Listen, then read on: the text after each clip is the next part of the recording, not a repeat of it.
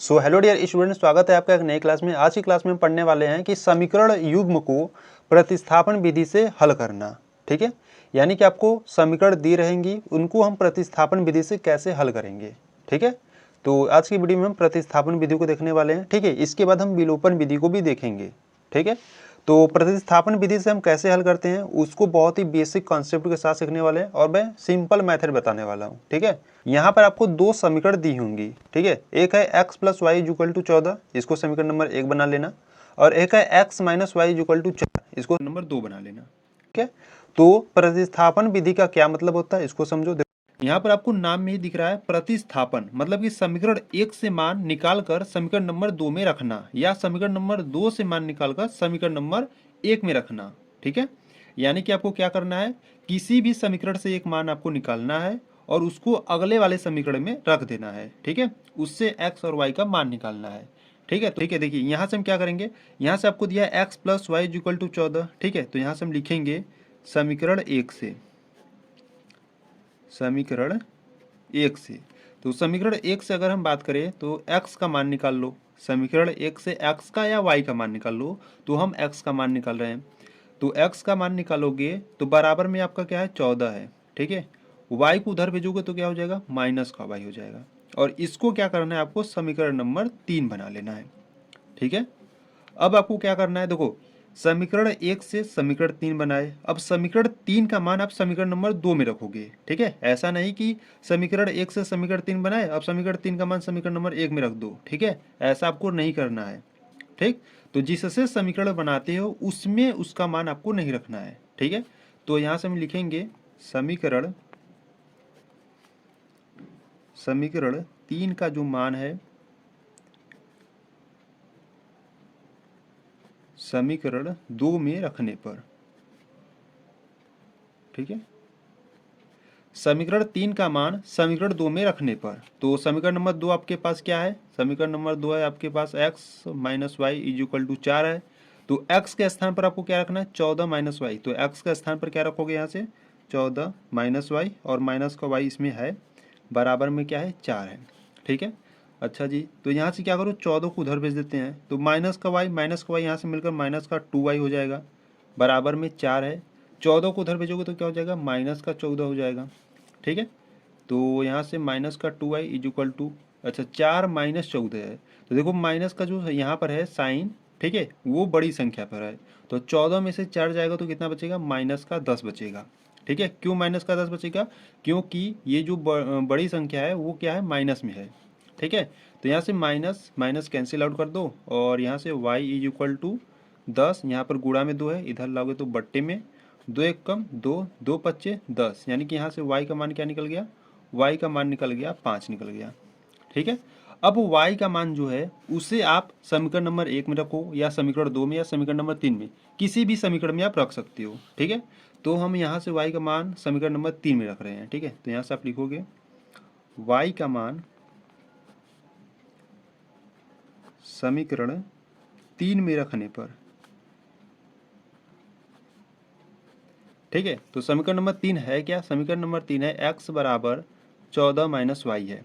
ठीक है, तो y बराबर 5 है, तो y के स्थान पर आप 5 रखोगे, तो x बराबर 14 माइनस वाई के स्थान पर 5 रखो, तो यहाँ से x का मान निकाल लो, 14 में से 5 जाएगा तो 9 बचेगा। ठीक है, तो यहाँ से y का मान आपका 5 निकल गया, x का मान 9 निकल गया। ठीक है, तो यहाँ से आप लिख देना यहाँ से, अतः x बराबर 9 व y बराबर 5 है। ठीक है, तो इस प्रकार से आपको प्रतिस्थापन विधि से हल करना है। ठीक, तो पहले आपको क्या करना है, यहाँ से ध्यान से एक बार और देख लो, पहले आपको समीकरण 1 और समीकरण 2 बना लेना है। ठीक है, समीकरण 1 से, यहाँ से समीकरण 1 से किसी भी x या y का मान निकाल लो, इस प्रकार से उसको समीकरण नंबर 3 बना लो। ठीक है, अब जो समीकरण 3 बनाए हो उसका जो मान है समीकरण नंबर 2 में रखोगे। ठीक है, आपको ये ध्यान देना है, जिससे समीकरण बनाए हो उसमें उसका मान नहीं रखना है। ठीक है, तो यहाँ समीकरण जो 3 है उसको समीकरण नंबर 2 में रखोगे।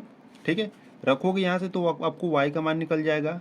ठीक, अब y का मान आप किसी भी समीकरण में आप रख सकते हो। ठीक है, 1 में रखो, 2 में रखो, या 3 में रखो, किसी भी में रख के अब x का मान निकाल सकते हो। ठीक है, तो इस प्रकार से आप प्रतिस्थापन विधि का प्रयोग कर कर इस समीकरण को हल करोगे और यहाँ से एक्स और वाई का मान ज्ञात कर सकते हो।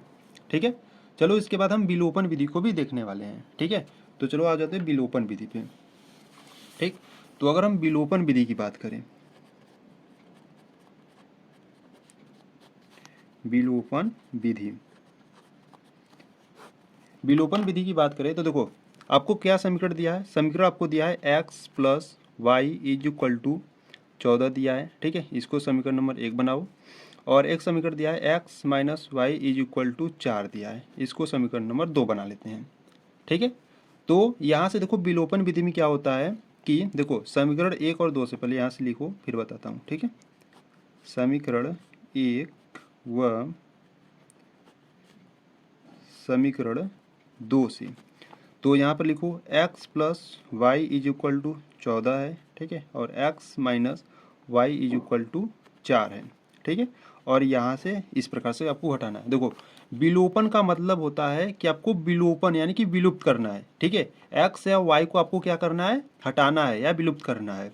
तो किस प्रकार से आप हटा सकते हो, देखो यहाँ से क्या करो ना, इनको जोड़ो, क्योंकि जोड़ोगे तो यहाँ से देखो y जो है प्लस का है और यहाँ पर y माइनस का है, ये क्या हो जाएंगे, कैंसिल आउट हो जाएंगे।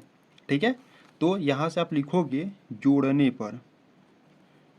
ठीक है, जब कैंसिल आउट कोई भी नहीं होता है तो वहाँ पर हम घटाते हैं, जब घटाएंगे तो यहाँ पर जो साइन होता है ना वहाँ पर हम साइन को चेंज कर देते हैं। पर यहाँ पर आपका क्या हो रहा है, यहाँ पर आपका कैंसिल आउट हो रहा है, तो यहाँ पर हम लिखेंगे जोड़ने पर। ठीक है, जब कैंसिल आउट नहीं होता है तो यहाँ पर हम लिखते हैं घटाने पर, और यहाँ का जो माइनस, यहाँ पर जैसे प्लस है तो वहाँ पर हम माइनस कर देते हैं, यहाँ पर माइनस है तो प्लस कर देते हैं, और यहाँ पर प्लस है तो माइनस कर देते हैं। ठीक है, पर यहाँ पर y और y ये क्या है, आपस में कट रहे हैं, तो यहाँ पर हम जोड़ने पर लिखे हैं। ठीक है, तो यहाँ से हम y को कैंसिल आउट करेंगे, x को जोड़ोगे तो क्या हो जाएगा 2x बराबर में 14 और 4 कितना हो जाएगा, जोड़ दोगे तो 18। तो x बराबर 18, 2 गुणा में इधर लाओगे तो बट्टे में, 2 एक कम 2, 2 नवा 18, यानी कि जो x का मान है वो कितना निकल गया, 9 निकल गया। ठीक है, अब ये जो x का मान निकाले हो उसको आप समीकरण 1 या समीकरण नंबर 2 में रख सकते हो। ठीक है, तो यहाँ से आप लिखो, यहाँ से लिखोगे x का मान समीकरण किस में रखना चाहते हो, मान लो समीकरण नंबर 1 में रख रहे हो। ठीक है, तो x का मान समीकरण नंबर 1 में रखने पर, ठीक है, तो समीकरण नंबर 1 में रख दो। समीकरण नंबर 1 पहले लिख लेते हैं, x plus y is equal to 14 है। ठीक है, अच्छा x का मान हमको क्या रखना है 9, तो x के स्थान पर 9 plus y is equal to 14, तो y इज इक्वल टू 4 है। 9 को उधर भेजोगे तो माइनस का, और घटाओगे तो क्या निकलेगा यहाँ से। ठीक है, तो यहाँ से देखो यहाँ पर क्या था, 14 था ना, 14। ठीक है, तो 14 में से जब 9 जाएगा तो कितना बचेगा, 5 बचेगा, यानी कि जो y का मान है वो क्या निकल गया, 5। ठीक है, तो x का मान 9 और y का मान 5। ठीक है, या विलोपन विधि से लगाओ या प्रतिस्थापन विधि से लगाओ। ठीक है, प्रतिस्थापन से लगाओ या विलोपन से लगाओ, दोनों का जो मान है देखो यहाँ पर भी x का मान 9 था, y का मान 5, और जब विलोपन विधि से लगाया तो x का मान 9 निकला और y का भी मान 5 निकला। ठीक है, तो यहाँ पर प्रतिस्थापन और विलोपन एक और होता है वज्र गुणनफल। ठीक है, उससे भी जो मान आते हैं x और y के वो भी सेम आते हैं। ठीक है, तो इस वीडियो में हम आपको प्रतिस्थापन और विलोपन विधि बहुत ही अच्छे तरीके से मैं बता चुका। ठीक, तो इन सभी को आपको क्या करना है, एक बार दोहरा लेना है। ठीक है, अगर कुछ भी डाउट है तो वीडियो को बैक करो या वीडियो को फिर से एक बार देख लो। ठीक है, अच्छे से समझ में आ जाएगा। ठीक, तो चलो मिलते हैं नेक्स्ट वीडियो में, तब तक के लिए जय हिंद जय भारत।